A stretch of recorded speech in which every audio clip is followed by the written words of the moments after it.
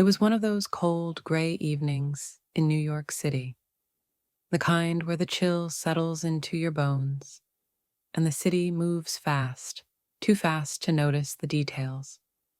Down in the subway, as hundreds of people hurried by with headphones on and coffee in hand, no one paused, no one looked up, but in one quiet corner, barely lit by the flickering overhead lights, sat an old man. His name was Marcus. He wasn't begging. He wasn't shouting. He was playing a violin, old, worn, and scarred by time. Both the instrument and the man. Marcus had a long white beard and deep lines carved into his face by years of hardship. His clothes were layered, patched, and faded, remnants of better days. And in his hands, despite the trembling from the cold, he held his violin with the tenderness of someone holding on to the last piece of their soul. Each note he played told a story, his story. The music wasn't polished or perfect. It was raw, honest, human, the kind of melody that reaches deep into a person's heart if only someone would stop and listen. But no one did. People passed, eyes down, minds elsewhere. It was as if Marcus was invisible, and maybe, for a long time, he was. But that night, someone saw him. A man stood in the distance, still among the blur of motion, wearing a black coat, a knit cap pulled low, a short beard hiding most of his face. Unassuming, calm, watching. It was Keanu Reeves. He wasn't there to promote a film. He wasn't filming a scene. He was just there, listening, feeling, remembering. Because once, he too had been overlooked. He knew loss. He knew silence. He knew what it felt like to be unheard. And in Marcus's music, he heard something familiar. Not just sadness, but resilience. Not just struggle, but beauty. As the final note echoed through the tunnel and faded into the hum of the subway, Marcus opened his eyes. He looked down at his violin case. Inside, just a few coins and a crumpled dollar. He sighed, not with anger, but with the kind of resignation that comes from years of the same ending. Keanu approached slowly. Marcus glanced up, surprised. He wasn't used to kindness from strangers. "That piece you played," Keanu said softly. "Where did you learn it?" "My mother," Marcus replied, his voice hoarse. "She taught me before she passed. I haven't stopped playing since." Keanu nodded. "You still carry her voice," he said. He reached into his coat and handed Marcus a $100 bill. Marcus's eyes widened, unsure whether to accept it. But Keanu didn't just offer money. He leaned in and said, "Be here tomorrow morning. Someone will be here to really listen."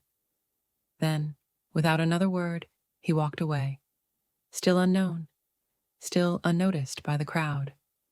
That night, Marcus sat awake in the shelter, replaying every word. He clutched his violin case like a lifeline. What did he mean by someone would listen? Was it just a gesture?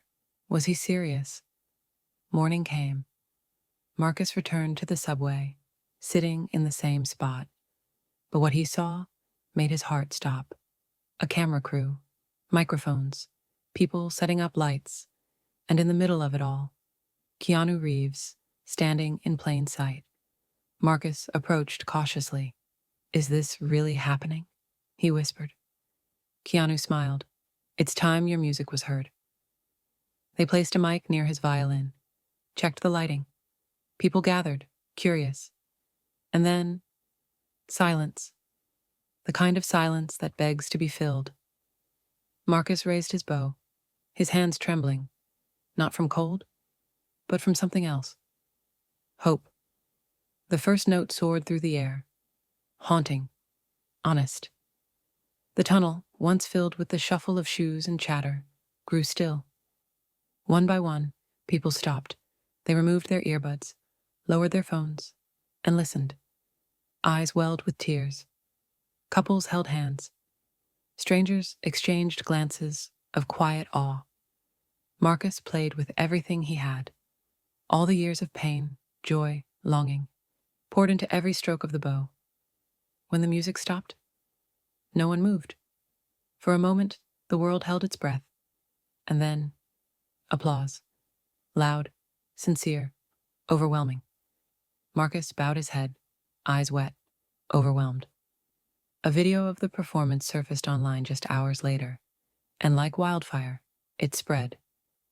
Keanu Reeves discovers subway violinist. Real talent found underground. This music broke me, wrote one comment, and healed me at the same time. Overnight, Marcus became a name, a story, a symbol, not of fame, but of being seen. Days later, he appeared on a talk show, wearing a clean shirt, his beard trimmed, but his eyes still kind and deep, sitting beside Keanu Reeves. The host asked, "Why him?" Keanu answered, "Because he wasn't just playing music. He was telling a story no one else could." Marcus added, "He didn't hear my violin. He heard my soul." The studio fell silent, and then erupted into applause. Months passed. Marcus opened a small music school. "Sound of Hope," the sign read. There he teaches children to express themselves, to play not with perfection, but with heart. On his wall hangs a framed photo of him and Keanu, both smiling, both changed. Sometimes Marcus walks past the subway station. He stops, looks, and quietly smiles. One moment, one man who listened, one life, forever changed. And Keanu Reeves reminded us all that true heroism doesn't happen under spotlights. It happens in the shadows, when no one's watching. When you simply choose to care. If this story touched your heart, don't forget to like the video and subscribe to our channel for more powerful, real-life stories. Thank you for watching.